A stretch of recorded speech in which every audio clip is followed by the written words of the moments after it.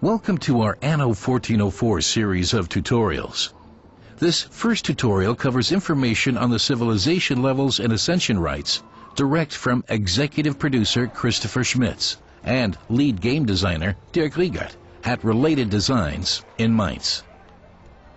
Our first question goes to Christopher Schmitz. Which civilization levels are in the game and what's new about them?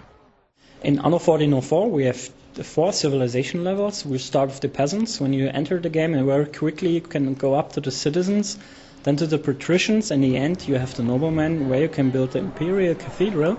And then in parallel we have the Orient with the nomads, and then the ambassadors, which will provide you with the technology you can learn from the Orient. Okay, but haven't you missed one out? What about the newly implemented beggars? What role do they play? And how will they influence the game? To find out more, we ask Dirk Riegert.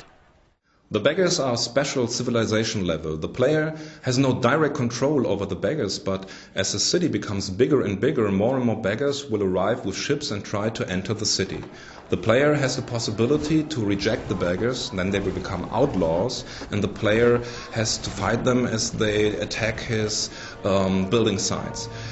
On the other hand, the player has a possibility to grant them begging rights, and then they will beg on the streets, or the player will build hospitals for the beggars and will become well known for his charity.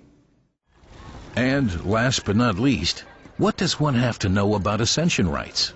Christopher Schmitz, the man in the know, answers.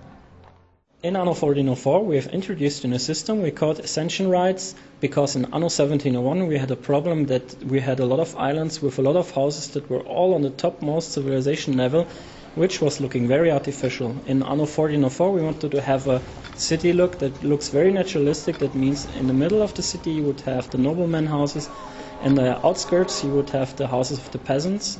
That makes the city look believable, like a medieval town, and that's the purpose of the ascension rights.